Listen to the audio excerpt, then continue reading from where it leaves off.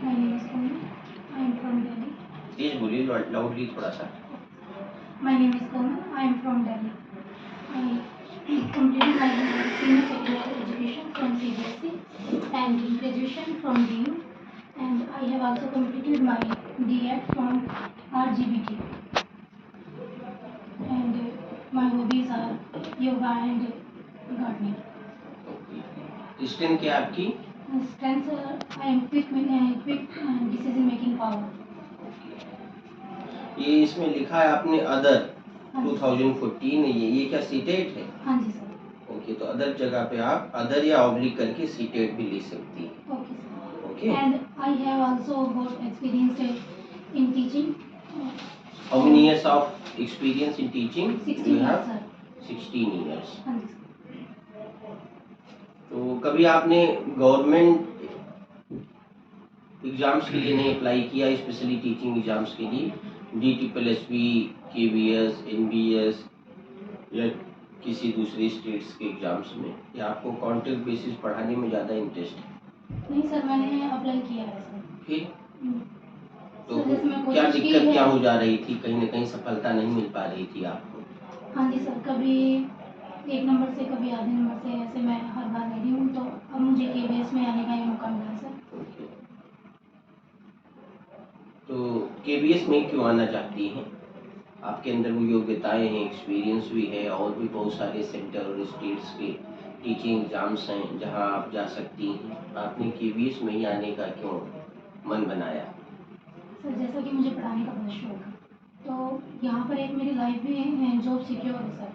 क्योंकि अब मैंने एग्ज़ाम पास किया है, तो मुझे लग रहा है कि मैं इसको क्लियर कर सकती हूँ सर। MCD में मेरी जॉब सिक्योर नहीं है सर, और मुझे अलग अलग लैंग्वेज सीखने का और बच्चों को पढ़ाने का बहुत शौक है सर। इसीलिए मैं चाह रही हूँ कि मेरे KVS में सिलेक्शन हो जाए। ओके, तो बहुत सारे स्टूडेंट हैं, बहुत सारे ऐसे कैंडिडेट हैं, दूसरे अभ्यर्थी हैं जो ऑलरेडी इस पोस्ट के लिए अप्लाई कर चुके हैं। उनका भी सपना है, वो भी अपनी जॉब सिक्योर करने के लिए KVS में आना चाहते हैं। तो हम आपको क्यों चुने? How you are different to other candidate?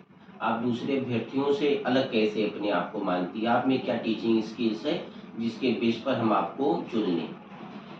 Sir, मैं पूरी लगन से बच्चों के साथ इन्वॉल्व होकर बच्चों को पढ़ाती हूँ, और मुझे लगता है कि मैं उनको बहुत अच्छा दे सकती हूँ।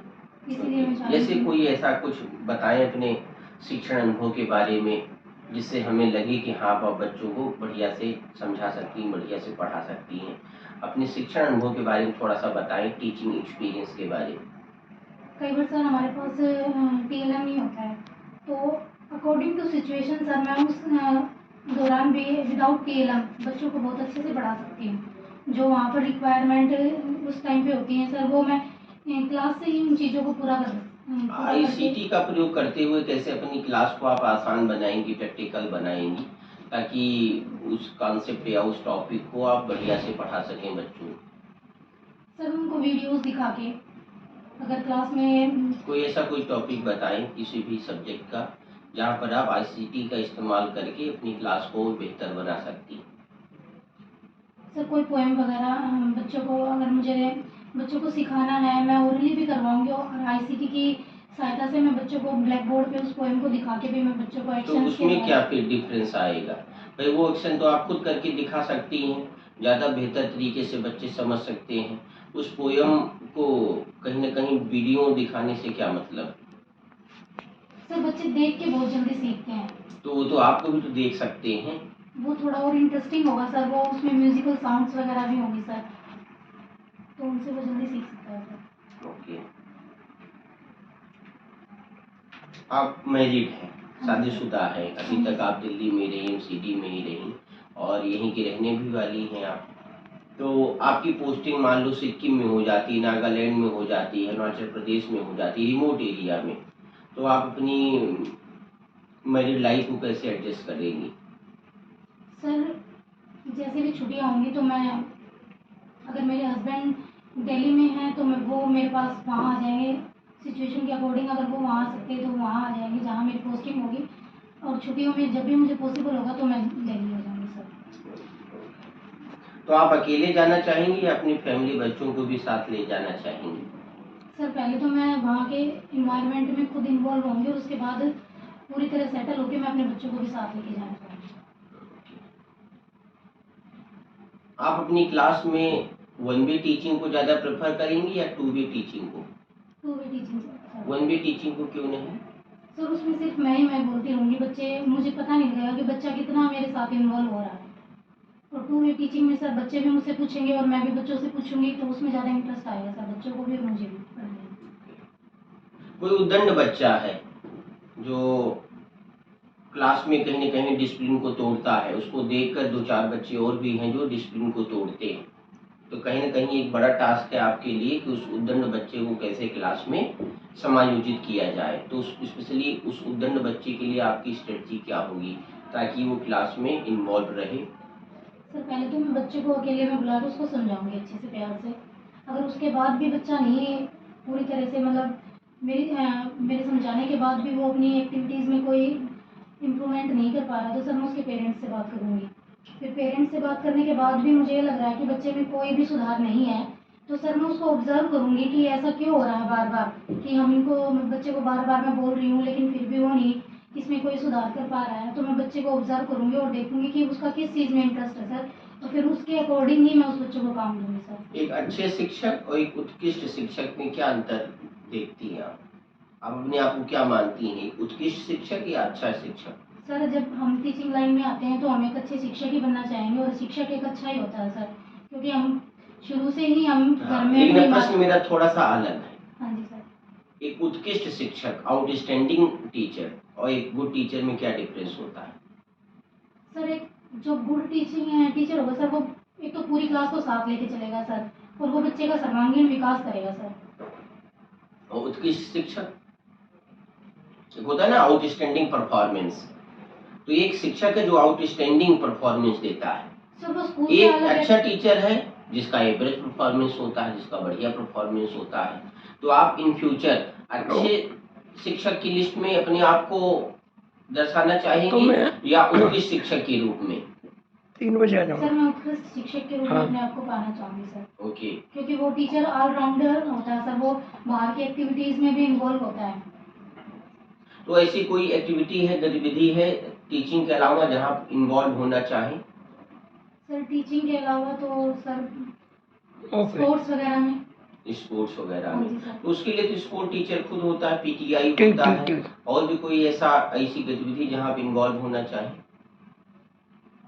सर बच्चों को क्राफ्ट का वगैरह अगर कोई काम है तो मैं उसको करवाना चाहूँगी सर। गार्डनिंग वगैरह के बारे में आपकी हाँ जी सर, दिलचस्पी है? गार्डनिंग भी करवाना चाहूँगी सर बच्चों को, जैसे कि गुलाब का इस्तेमाल कहाँ कहाँ होता है, गुलाब के पौधे का इस्तेमाल, ये आप पहले ये बता दीजिए कि हमें गुलाब का पेड़ लगाना है, गुलाब, तो प्रोसीजर क्या होता है?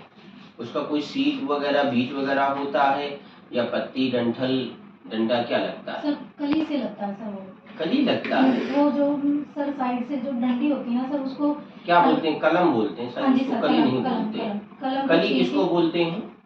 कली सर वो जो पूरा फ्लावर पूरा नहीं होता है सर, वो जो स्टार्टिंग में हल्का सा इनिशियल स्टेज ना? हाँ जी सर। Okay okay. तो क्या होता है, कलम है आपके पास में? हाँ जी फिर सर। क्या करेंगे? सर उसको हल्का सा छील के और उसको मिट्टी में लगाएंगे सर। ओके। फिर उसमें लगभग कितने दिन में आप देखती हैं कि उसमें फूल आ जाएगा उस कलम में? सर 10 दिन, हफ्ता दिन, महीना भर? 10 दिन में आ जाता है फूल? सर वो क्योंकि उसमें पहले से एक कली होती है सर, उस डंठल में जो आप लगाएंगी कलम, उसमें ऑलरेडी कली होती है? कली हाँ जी सर। नहीं, कली नहीं है, कलम है केवल। कम से कम 20 से 25 दिन तो लगेंगे सर। ओके। कौन कौन से ऐसे पौधे हैं जो फलदार पौधे हैं जिनको अपनी कहीं न कहीं बगीचे में रखना चाहेंगी, प्रेफर करेंगी कि ये पौधे जरूर हों? कोई फलदार 2-4-5 पौधे जिनको गार्डन में आप चाहेंगी कि वो रहें? सर एक अनार का पेड़। अनार? हाँ जी सर। और आम का, पपीते का और लीची का सर। लीची कहीं भी उगता है? आप दिल्ली में लीची उगा सकती हैं या किसी विशेष जलवायु में ही लीची उगाया जाता है? क्षेत्र विशेष का पौधा है लीची? हाँ जी सर, वैसे तो ये क्षेत्र विशेष कहाँ कहाँ पे लीची, कहाँ बड़े पैमाने पे लीची की खेती होती है? किस ये सीजन में लीची आता है? वैसे तो गर्मियों के मौसम अब समर है, लीची शुरू होगा, है ना? हाँ जी सर। तो ये कहाँ पे मुख्यतः पाया जाता है, लीची पौधा उगाया जाता है? बेसिकली सर ये बिहार की साइड। हाँ, तो आप अब मान लो आप दिल्ली की हैं, तो कैसे लीची उगा पाएंगी? भाई वो क्लाइमेट जलवायु होनी चाहिए ना। अब आपको सेब उगाना है तो आप कहाँ उगा पाएंगे दिल्ली में? वो तो सर हिमाचल साइड होगा। हाँ, तो जम्मू हिमाचल उधर साइड में होगा। तो लीची आपका गलत हो गया। आम हुआ, अमरूद हुआ, पपीता हुआ, हाँ जी दो और सर, बताइए। अमरूद लगा सकती हूँ सर मैं, पपीता भी लगा सकती हूँ। ये तो बोला आपने, हाँ जी इसके सर। अलावा भी कोई है? फ्रूट में सर बेसिकली सर मैं नींबू भी लगा सकती हूँ। नींबू भी लगा सकती हैं, और हाँ जी कुछ? सर। और जो छोटे छोटे संतरे जो होते हैं सर, वो भी लगा सकते हैं सर। बच्चों के सर्वांगीण विकास के लिए आप क्या तरीके अपनाएंगी? आपको क्या मानना है, आपका क्या मानना है कि आप बच्चों की होलिस्टिक डेवलपमेंट को कैसे करती हैं, या बच्चे में होलिस्टिक डेवलपमेंट कैसे बढ़ाया जाए? सर उसको क्लास में उसका सामाजिक विकास करूँगी सर मैं। बच्चों को एक साथ किसी भी एक्टिविटी में इन्वॉल्व करूँगी, और अलग अलग नैतिक शिक्षा के बारे में क्या जानती हैं आप, या नैतिक शिक्षा, मोरल वैल्यूज के बारे में, मोरल एजुकेशन से आप क्या समझती हैं कि बच्चों में कहीं न कहीं मोरल वैल्यूज भी होना जरूरी है? समय के साथ जिस तरीके से ज्वाइंट फैमिली का कॉन्सेप्ट खत्म हो रहा है, वो समय के साथ ना कहीं न कहीं मोरल वैल्यूज की इम्पोर्टेंस भी कम होती जा रही, क्योंकि हमारे दादा नाना बाबा ये सब हमें मोरल वैल्यूज बताते थे। अब दादा बाबा नाना फैमिली में होते ही नहीं है, तो समय के साथ हम मोरल वैल्यूज कहीं न कहीं खत्म होती जा रही हैं। तो स्पेशली बच्चों में मोरल वैल्यूज बढ़ाने के लिए आप क्या तरीके अपनाएंगी? सर मैं जैसे बच्चा स्कूल में आता है तो उनके साथ एज ए फ्रेंड बिहेव करूँगी सर। उनको अच्छे और बुरे की नहीं, मोरल वैल्यू से क्या समझती हैं कि किस प्रकार अनुशासन का पालन करना सिखाऊंगी ये सर। मोरल वैल्यूज होता है? हाँ जी सर, अनुशासन का पालन करना सिखाऊंगी, बड़ों की रिस्पेक्ट करना सिखाऊंगी सर, और सफाई के बारे में उनको बताऊंगी। साफ सफाई, ये मोरल वैल्यूज हैं, रिस्पॉन्सिबिलिटीज हैं कि हम जहाँ रहें वहाँ साफ सफाई होनी चाहिए। सर ये हम किसी ऑर्गेनाइजेशन के साथ हैं, उसके जो दिशा निर्देश है वो मानना पड़ेगा। ये सुबह में 8 बजे आना है तो 8 बजे ही आना पड़ेगा। हाँ जी सर। तो ये तो कहीं कहीं डिसिप्लिन बच्चों को बनाई रखनी पड़ेगी। तो सर इसमें जैसे क्लास में कभी टीचर जैसे क्लास में टीचर एंटर करता है तो बच्चों को कैसे टीचर को रिस्पेक्ट देनी चाहिए सर, इस बारे में भी बताऊंगी। और देशभक्ति भी इसमें शामिल है मोरल वैल्यूज में? हाँ जी सर। हॉबी क्या है आपकी? सर गार्डनिंग और योगा। गार्डनिंग और योगा। योगा। तो आप बता पाएंगी योगा का फाउंडर किसे कहा जाता है, या भारत में या विश्व में योगा की शुरुआत का जो श्रेय दिया जाता है, क्रेडिट दिया जाता है, किसे दिया जाता है? अच्छा, वर्तमान में भी कोई शख्स है भारत में जो योगा को प्रमोट करता है, योगा का कहीं न कहीं आइडियल माना जाता है, एक एग्जाम्पल माना जाता है? हाँ जी सर, हमारे प्रधानमंत्री नरेंद्र मोदी जी। ये योगा करते हैं, योगा के कहीं न कहीं फाउंडर हैं, योगा के बड़े चेहरे हैं ये? हाँ जी गलत सर। है, ये करते हैं बस। ये हम भी आप भी योगा करती हैं, लेकिन आज की डेट में किसे योगा का क्रेडिट दिया जा रहा है? कौन सा आदमी है, शख्स जो योगा आइकॉन के नाम से जाना जाता है? बाबा रामदेव है। बाबा रामदेव के बारे में सुना होगा ना? हाँ जी सर। अच्छा, योगा मेडिटेशन में क्या अंतर है? सर योगा में तो हम बॉडीज को मूवमेंट करते हैं सर, और मेडिटेशन में हम माइंड को एक दिशा में ले जाते हैं सर, बिल्कुल शांत से किसी एक पॉइंट की तरफ। अच्छा, मेडिटेशन भी करती हैं आप? नहीं सर। Yoga yoga sir. अनुलोम विलोम जानती हैं आप? हाँ जी सर। वज्रासन? हाँ जी नहीं सर, वज्रासन के बारे में नहीं पता? प्रचंड आसन और भुजंगासन उनके बारे में पता है सर। अच्छा, वज्रासन बारे नहीं जानती? नहीं सर।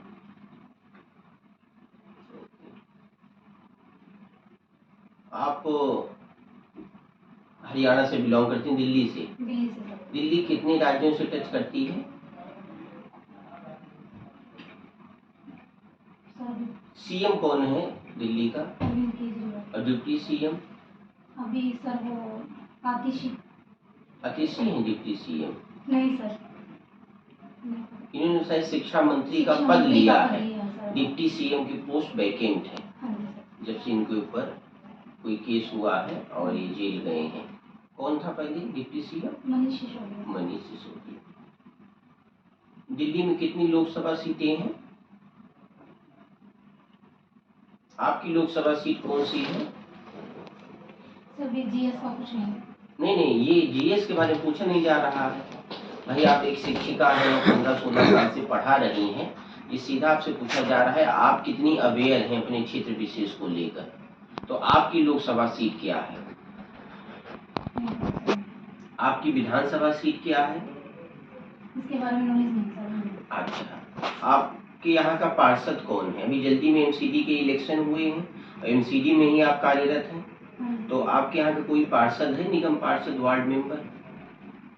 किसी पार्टी का होगा, स्वतंत्र उम्मीदवार कोई होगा? नहीं पता, पार्षद भी नहीं पता। अभी बहुत चर्चा हुई थी, आपने देखा होगा एमसीडी में, और बहुत कोर्ट को इंटरफेयर करना पड़ा तब जाके दिल्ली को एमसीडी चेयरमैन मिला। तो कौन है एमसीडी चेयरमैन? उसका कार्यकाल कितने वर्षों का होता है?